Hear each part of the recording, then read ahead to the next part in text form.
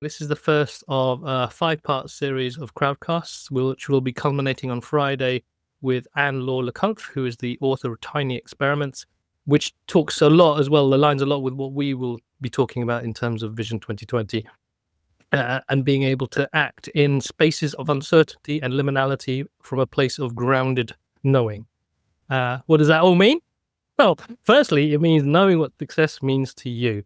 And so we're going to talk today about this idea of redefining success. And we're going to talk about it through the lenses of, 4 different lenses: money, time, connection, and impact. And we're talking about the contrast between what money means to people in terms of success, going from accumulation to flow, what time means to people in terms of success, going from productivity and efficiency to presence and prioritization. And then there's how we talk about connection and going from this idea of customers and followers and status to real idea of like community and authentic connection, being seen and seeing others for who they are. And the final thing, the final lens is impact, and going from this idea of doing and making and forcing impact to being the change, to modeling the change, to living the change, and to be a guide, to be a part of a system of change where you are part of a group of people creating change. So we're going to talk about these 4 different lenses, 4 different contrasts. We have our own take on this, and Laurence and Lana and I will share our own stories of what each of these redefinitions of success mean to us, and then how that relates to how we're trying to share that with people on our Vision 2020 program. So, given all that, where will you like to take this first, Lana? I'm glad that you already shared the different areas where we find redefining success. So for me, I immediately go to connection and how my story around success has been redefined with my first experience with breast cancer. That's more than 10 years ago.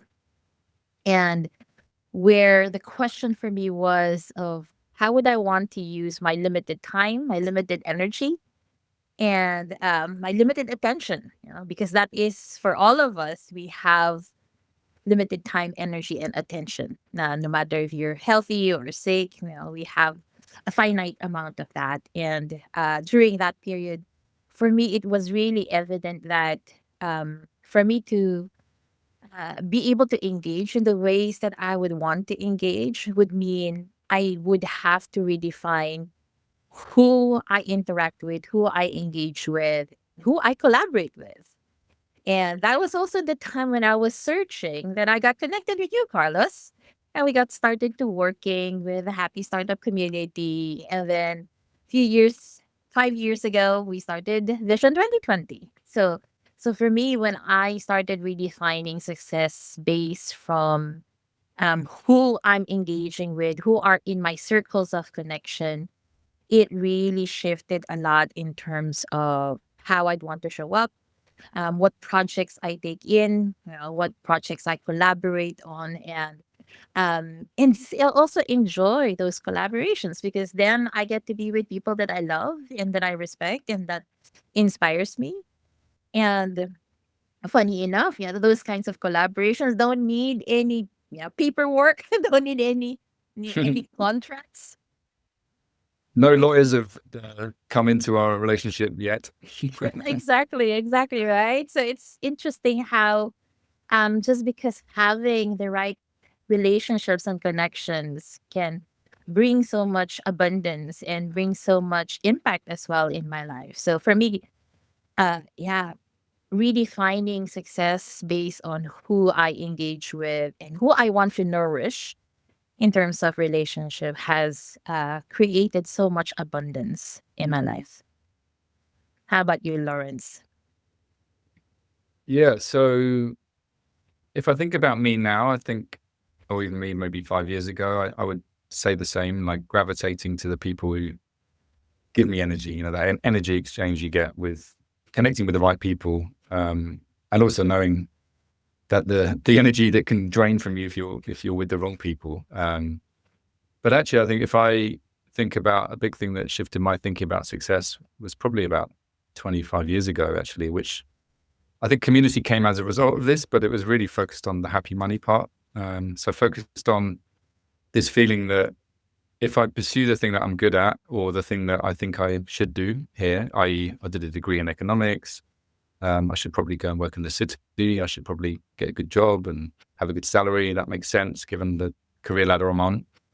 And then tried that. And then after a few months, it was quite clear that that just wasn't for me. Like, I was in an environment where everyone ahead of me was earning way more, was a lot more successful in theory. But actually they weren't selling this idea of this measure of success. Anyway, for me, it was much more about work was everything. They worked all the hours. They seemed quite unhappy generally, even though they had nice houses and nice things. But I think more importantly, I was of this belief that actually I'm a human being at the heart of this. And if I can make money doing something I actually love doing rather than something I'm good at, then maybe longer term, I'll actually be better off, not just financially, but in lots of other ways. So I probably had my midlife crisis age 23, I think, which actually led me on this path to eventually working with Carlos and then starting our agency and then eventually meeting you and working with you over the last 5 years in the program, as well as all the other wonderful people in the community. So that community to me has come as a result of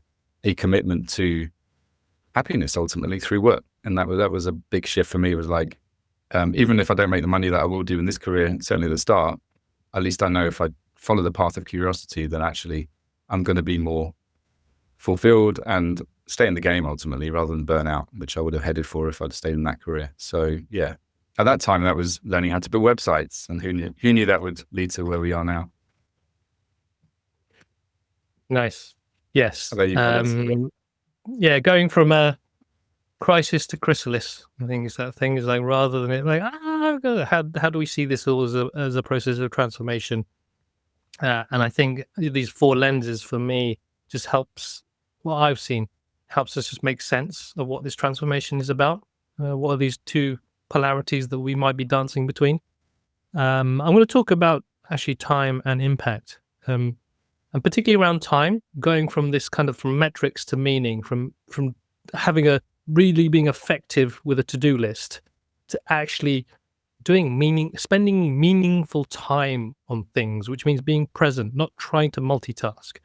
And that multitasking thing, I think, for me, came from this feeling of not enoughness, needing to do more to be more, as opposed to really doing a bit more self-inquiry as to what really lights me up, what gives me energy, so that I can be present with the stuff that gives me energy, whether that's being here on Crowdcast, whether that's creating a curriculum, a new kind of course for our community, or deepening the work we do with Vision 2020, or talking with Laurence about how we can make altitude more impactful, or joining up with Abby and having really creative conversations about the new way of taking summer camp. These, just to be present with that, as opposed to what's next. I think that is the shift in terms of redefining success.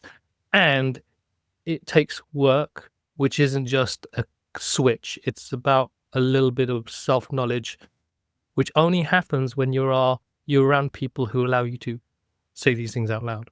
When you try and do this in your head, really difficult. I think super difficult. For those of you who can do that, great. You probably don't need to be on this call. For a lot of us, it's like, you're in this like loop. And then when it comes to impact, this is the thing I really love about all this, what I'm wedded to, this idea of effortless impact, is this idea that particularly at a certain age where we are, we've been around, we've seen things, we've experienced things, not only seen things, we've lived things. And to be able to have that lived experience offer real tangible value to other people, that for me is amazing. Because at some point you don't want money from that. You just want to know that your life mattered because you're sharing what you've been through and how you struggled, or how you've overcome struggles, or how you've discovered something new, or how you felt something different, and that offers something of a shift for someone else. And that to offer that shift from a place of abundance, because it's just here. This is us. We've just done this. It's not like we're trying to build something or make something and it's like a scarcity thing. It's like, no, we've lived this. We want to share that with other people. And we have bills to pay. Yeah. And this is comes from my thing. This is us. I think that thing of this is me, this is us. Like I'm reminded of, I think it was Mathieu, lovely French entrepreneur who joined the program a few years ago, and he shared in that quadrant when he was working on the effortless impact, it was impact by being me. Like, could I make impact just by being me? Like forgetting impact with a big I, changing the world, creating things, like you said, like changing systems, but like just by showing up 100% fully as me, maybe that can create ripple effects without me even trying. That's what I find fascinating with this work. Yeah. And to be able to do that is to be able to really tune in with ourselves, right? And I know, like what you said, Carlos, this space of not enoughness is so much deeply ingrained, not just within ourselves, but also within our family, within our cultures, within society. So how do we reconnect to those parts of ourselves that really know how, what value we bring in to the world? And that for me is the deep inner work that's very much needed. And that this is also why with the Vision 2020 program, we often say it's an inner and outer work. It's not just about creating a business, but it's also creating a business that really suits you, your values, your essence, who you are and who you stand for as a person. Yeah. And in sort of connection to that idea that we all bring some level of value. It's just we haven't necessarily discovered it. We'd love to hear within the chat any thoughts or perspectives or even challenges that you may have around what we're talking about here. We'd love to hear your own stories about redefining success, or maybe your questions around doing that, or what might be getting in your way. We'd love to talk to that, because there is, I think, around this aspect of, you talked about this, the sort of self-inquiry, the not enoughness. There are hurdles to get around, to overcome that. That isn't just about a marketing strategy, or I don't know, learning to become a public speaker, or just necessarily just sort of learning skills for building confidence. There's like you're talking to this inner journey, and I don't know if there's any hurdles that you think people might hit if they were trying to get into this space of being impact rather than doing impact. No one ever needs any support. It's all fine. Everyone's got this sorted, right? I mean, the stuff that we come across with all the people we support, I think, is all the stuff we probably either are or have struggled with ourselves in the past. So for me, there's a big part of shedding some of the behaviors and the beliefs that aren't helpful to navigate this path. Because, put it this way, if this was easy, everyone would do it, right? We'd all follow this more holistic view of success. But it's a lot easier to follow the path that society's geared for, which is traditionally just, go bigger, go more. This is more of about, like you said, who am I? Like when I say get paid to be me or make impact by being me, we need to know who we are in this world. So a big part of it is understanding what is me and what is things that I've acquired along the way. And it could be hang-ups about money, like our relationship to money and what we associate to that, how that can mean we tie ourselves to roles and jobs and environments that aren't healthy for us. Even if we know that, it's really hard to unpick that. So, I mean, money is a huge thing, our stories, our relationship to that. But even being visible, like the idea of being me and being visible to the world, making impact in that way is vulnerable. It's a vulnerable place to be. It's a really rewarding place to be when you can get there. But on your own, I think it could be hard to have that spotlight on you where you say, this is me, take it or leave it. Yeah. That judgment that comes when we put ourselves out there, or the fear of judgment, is huge for people. Yeah. And it doesn't necessarily mean that those judgments, or at least those expectations that we have and expectations that others have, totally go away. I think this is also, the myth around, oh, now I know who I am, and then I'll just show up as who I am and I won't encounter any difficulties. I like what Terry already mentioned in the chat of there's always a recalibration of who am I now? Who am I 5 years ago? Even a year from now or a month ago, so there's a constant recalibration of are we still aligned with our values and what we hold dear for ourselves? And if not, how do we hold space for that, of those changing identities, those changing priorities, especially when you're transitioning to a different state in life, or there's other aspects around your life that are shifting. So for me, there's the recalibration is often a space of inquiry of, is this still true for myself? And there was a question that I'm using now as my what's this? Is my barometer, and this question of, are you honoring that which you seek?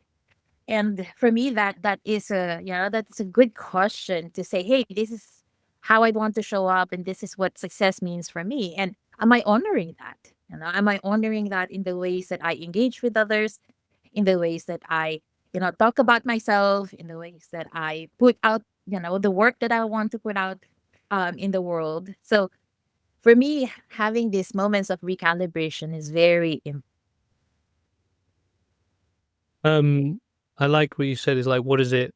Was it honoring what I seek? Is that what you said, Lana? Yeah. And I think one of the challenges that gets in a lot of people's way is they don't know what they're seeking. And this is the work, is that it doesn't matter how much support you get with building your business.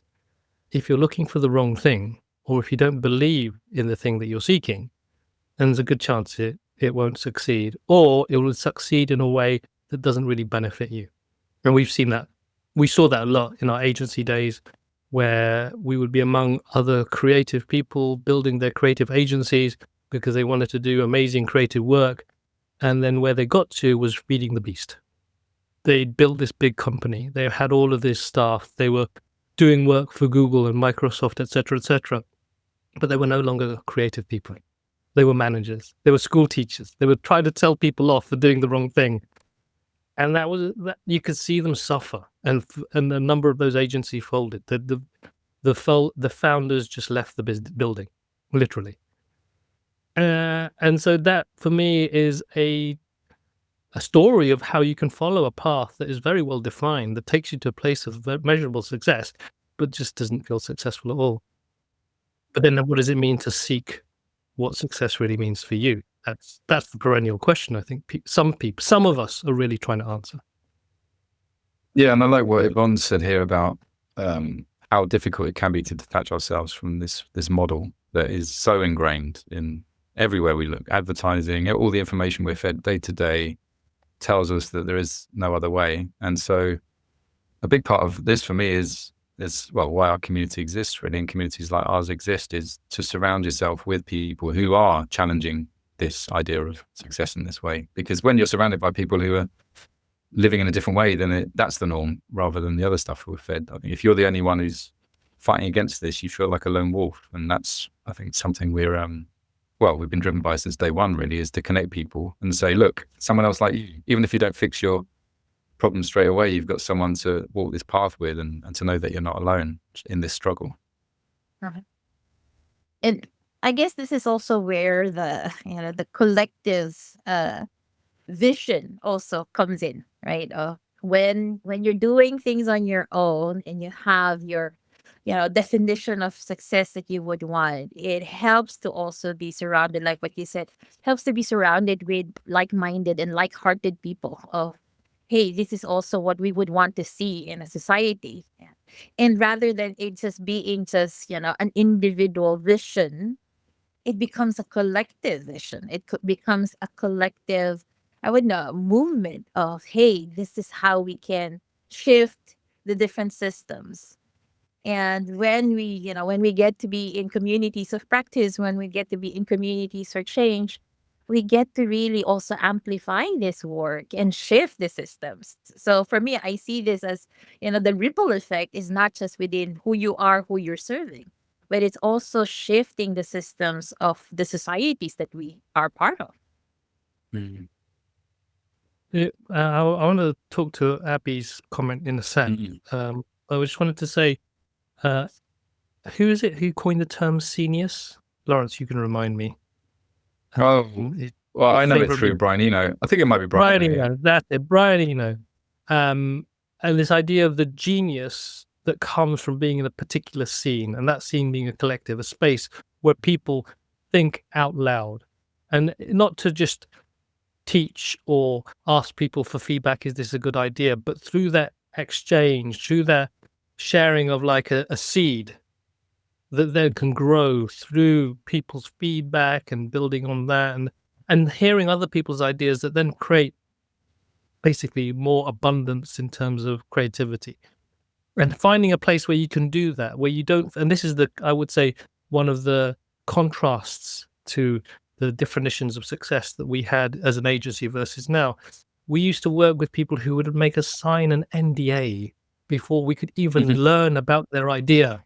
Yeah, they were so scared that someone was going to steal their idea, and more often than not, well, we would, but still, more often than not, they would tell us the idea, and either we wouldn't even understand it, or B, it'd be like, this is not going to work. But they would hold so tightly onto it that they wouldn't actually test it out in the wild because they were scared. They were scared it was going to challenge them, and they would then, oh my God, I spent all this time thinking about it. And because of that, they were fixed in this kind of sunk cost fallacy that I cannot let go of this idea and I'm not letting it grow or develop. And without a genius, you're never going to have an idea that's really going to create impact. That's our belief. And also, when people asked us to sign those, the first thing I'd said is, well, if we sign it, the first thing we'll get you to do is share this idea with a bunch of people to get feedback on it, right? So it's kind of counterintuitive at the early stage. But yeah, I totally echo what you've said about this. So the seniors thing for me is like getting out that guru mindset of like, I know it all. It's all about me, the visionary with my idea. I just need to tell the world about it, versus actually there's so much wisdom in the crowd. The crowd of like kind of people. That's the key thing. So Abby works with us at summer camp year round. Yeah. So let's dig into this. I think that's a really interesting point there. Because there are situations in our lives, there are times in our lives where not only is time precious in terms of there's only a finite amount of time that we have, there's only a finite amount of energy that we have. I remember when my kids were young. Oh my God. I was not necessarily going to be the most creative person all the time. Yeah. And so there's only so much time available to do things, but at the same time, that was the time. And when my second daughter was born, that's when the Happy Startup School was born. Yeah. So it is possible. We launched at the worst time. Well, I think we launched and we made use of the time we had because there was a clear pull in a certain direction. Yeah. Yeah. And we followed the call, I think. And that's the thing of this stuff is, in some ways, having young kids, I think, gave me good boundaries because I still wanted to be at home to have lunch with my wife and young son at the time. But it meant that, yeah, we couldn't do it all. So maybe if we had, we'd have worked 24 hours a day because we didn't have young families. Who's to say it would have survived if we'd carried on that road? So, but I think Abby's, this conundrum, let's say, is a common one we come up against, isn't it? Like, it sometimes feels that I want to do this thing, but time and commitments are stopping me from moving forward on this path. There's two things here for me. One, in terms of our story, it's patience. This is like 13 years ago now. This isn't like an overnight success. It's taken us time to get to where we are now. And that has its own story attached to it. But this idea of carving out time and headspace to explore me and my impact, it can feel like we don't have enough time when you do that with a blank page. But if you're given structure, if you're given guidance, you can probably do this work in 15, 20 minutes. It doesn't have to take a whole day. And if you did that 20 minutes a day for a week, there's a lot of clarity you can get.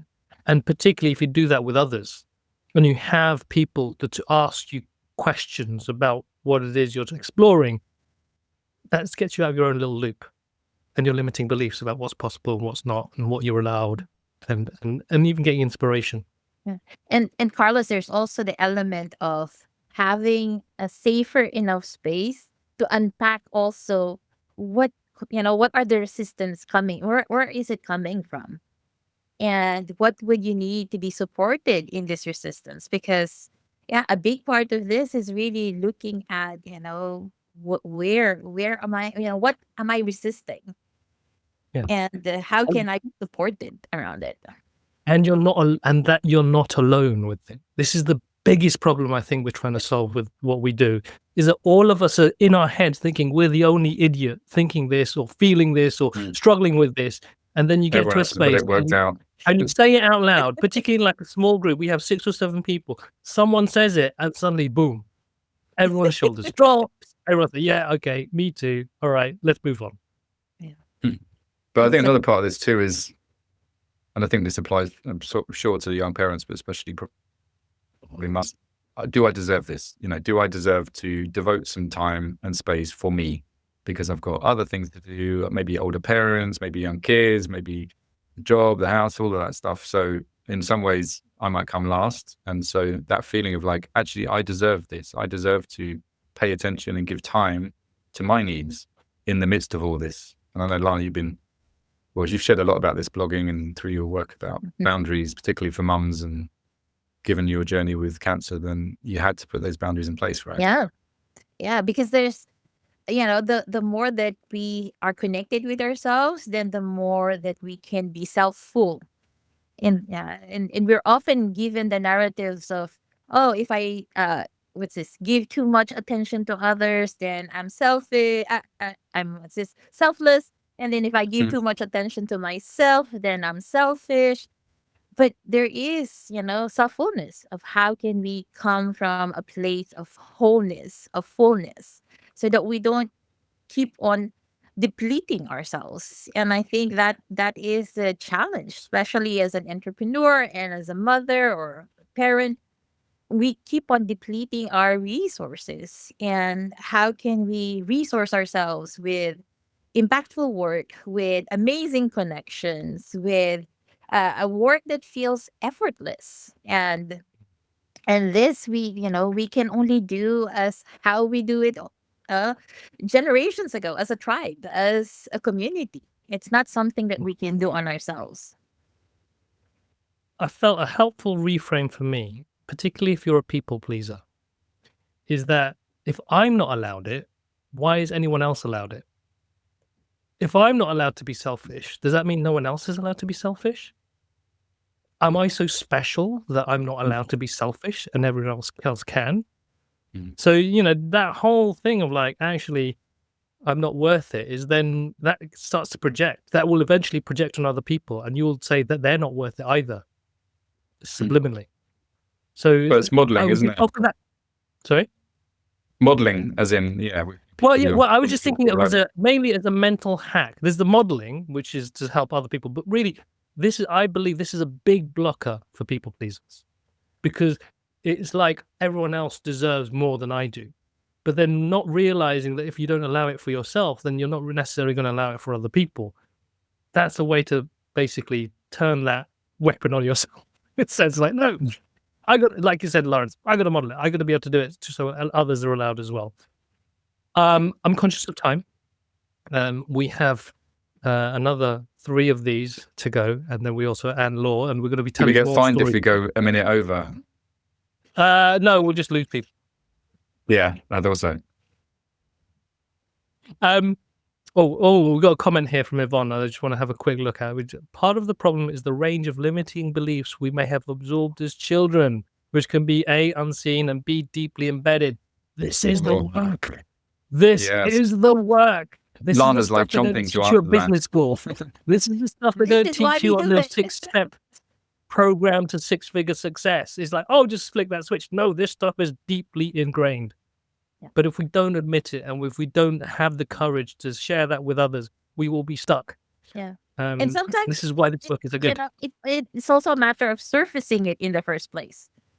Sometimes we just don't know what we don't know. And in conversations, being in a community, we get to surface certain patterns that are like, oh, wait a minute, that's also the same thing with me.